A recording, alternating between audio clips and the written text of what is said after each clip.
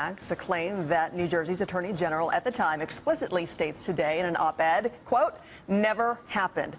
Still, Trump's now adding a new flourish to his stump speech, saying he predicted the 9/11 terror attacks because, quote, he has vision and can feel it. In my book, The America We Deserve, I said Osama bin Laden. Got to watch him. Bad guy, because I watch this stuff. You know, I'm like a guy with vision. Hey, that's what it's about. It's about vision, folks. It's about vision. The other thing I predicted is terrorism. A friend of mine called, who's very political. He said, forget that. You're the first guy that really predicted terrorism. I said in that same book. I said, this is what's going to, because I can feel it.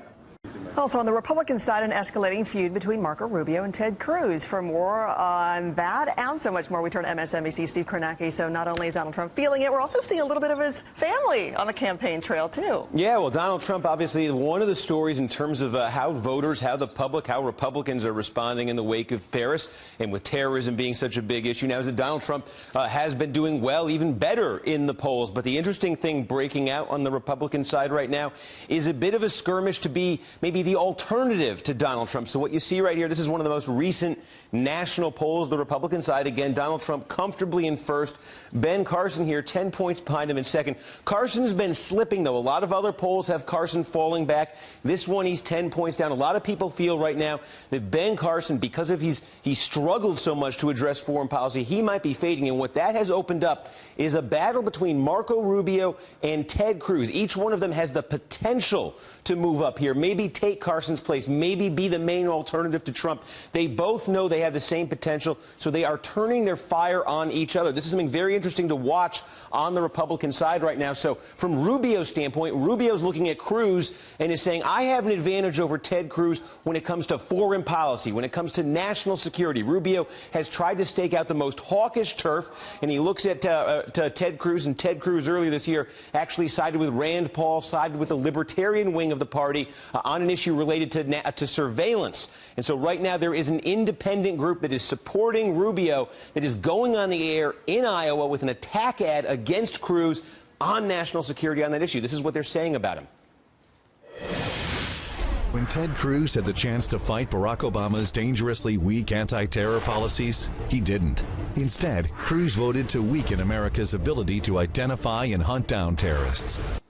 So that is what the Rubio camp believes will differentiate them from Cruz, a hawkish view of national security. How is Ted Cruz responding to that? Well, Ted Cruz is trying to change the subject to what he thinks is his strength over Marco Rubio, and that is immigration. Ted Cruz has been steadfast in saying he doesn't want any amnesty, any pathway to citizenship for anybody who's in this country illegally. And, of course, Marco Rubio, a couple years ago, he joined with that so-called Gang of Eight in the Senate, led by Charles Schumer, the Democrat from New York, that was looking to craft a compromise that would lead to a path to citizenship. Now, Rubio has since walked away from that, but as he responds to those attacks on foreign policy, Ted Cruz is trying to remind Republicans of that. Take a listen.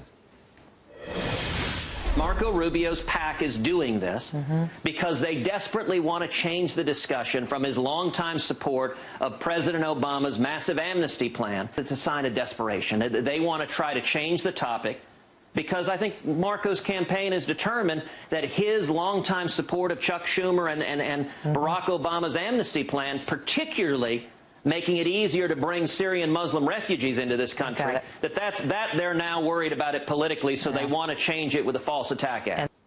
So there you go. So much attention in this race on Donald Trump. But eventually, I have to think somebody is going to rise up to be the main alternative to Trump. Cruz and Rubio both see a pathway to get there, and each one is in the other's way. And so we're starting to see a lot of fighting between them, Francis. Yeah, interesting to see no one directly going after Trump for now, because we've seen when they did that in the past, they kind of take a hit, a drop of the polls. So it'll be interesting to keep watching. Right. You're absolutely right. Steve Kornacki, as always, thank you very much. Appreciate it. Frank Gifford was not only a beloved member of the extended NBC family, he was beloved to all of us who love NFL football. And I'm going to read for you in its entirety a statement just put out by the Gifford family. After losing our beloved husband and father, Frank Gifford, we as a family made the difficult decision to have his brain studied in hopes of contributing to the advancement of medical research concerning the link between football and traumatic brain injury. while Frank passed away from natural causes this past August at the age of 84. Our suspicions that he was suffering from the debilitating effects of head trauma were confirmed when a team of pathologists recently diagnosed his condition as that of chronic traumatic encephalopathy, CTE as it's known, a progressive degenerative brain disease. We decided to disclose our loved one's condition to honor Frank's legacy of promoting player safety, dating back to his involvement in the formation of the NFL Players Association in the 1950s. His entire adult life, Frank was a champion for others, but especially for those without the means or platform to have their voices heard. He was a man who loved the National Football League until the day he passed, and one who recognized that it was and will continue to be the players who elevated this sport to its singular stature in American society. During the last years of his life, Frank dedicated himself to understanding the recent revelations concerning the connection between repetitive head trauma and its associated cognitive and behavioral symptoms, which he experienced firsthand. We miss him every day, now more than ever, but find comfort in knowing that by disclosing his condition, we might contribute positively to the ongoing conversation that needs to be had, that he might be an inspiration for others suffering with this disease that needs to be addressed in the present, and that we might be a small part of the solution to an urgent problem concerning anyone involved with football at any level. The Gifford family will continue to support the National Football League and its recent on-field rule changes and procedures to make the game Frank loved so dearly and the players he advocated so tirelessly for as safe as possible. That is the statement from the Gifford family. Of course, our friend Kathy Lee Gifford and their children, Cody and Cassidy. Frank Gifford, as I said, was beloved by those of us who were fans of the game, especially those of us who root for the New York Giants, but also all those years as part of the announcing corps on Monday Night Football. He early on transcended the sport. He grew up a poor kid in California and was propelled into success starting at USC by his sheer physical gifts, and then was the toast of the town playing football in New York. The play you're watching right there was one football fans, even if they weren't alive back then, knew by heart.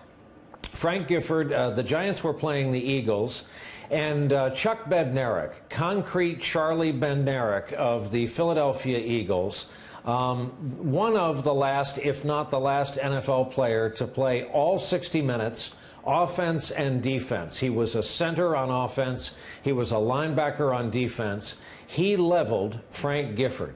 Now, it was for years debated. Bednarik thought it was a clean hit head-on, and for the record, so did Frank Gifford. But Frank Gifford lost the entire 1961 season. He was knocked out on the field. He had a concussion. There's a famous still photo of Chuck Bednarik standing over Frank Gifford that was also misconstrued. Bednarik was really celebrating with a well-known expletive what he thought was the successful end of the game, a victory for the Eagles. He was not taunting the unconscious Frank Gifford. Concrete Charlie Bednarik got his nickname because he was a concrete dealer in the offseason, but it was well-deserved. He was a brick wall of a man. That hit ended at least one NFL season, and because we're talking about repetitive head trauma, it certainly, I think, will be found to have contributed to this result we read of today. Turn now to events that are unfolding overseas. More now about what's taking place after those attacks in Paris. We have tomorrow on the calendar French President Francois Hollande traveling on to Moscow for this scheduled meeting with Vladimir Putin. And it's part of a tour of potential allies in this grand coalition to coalesce and defeat ISIS. However, major impediments remain before Russia becomes a partner. And it includes Putin's support for Syria's President Bashar al-Assad, as well as the fallout from that Russian warplane shot down by Turkey, a NATO ally. I'm joined now by Philippe Lecourre. He's the former senior advisor to France's defense ministry. And you were there yesterday when President Hollande met with President Obama. What's your take on that meeting and whether or not President Obama was influenced to the hardline standing of President Hollande saying that France is at war? Well, I think, President Obama made a very strong statement, very emotional, very powerful in support of France, reflecting what the American people are feeling.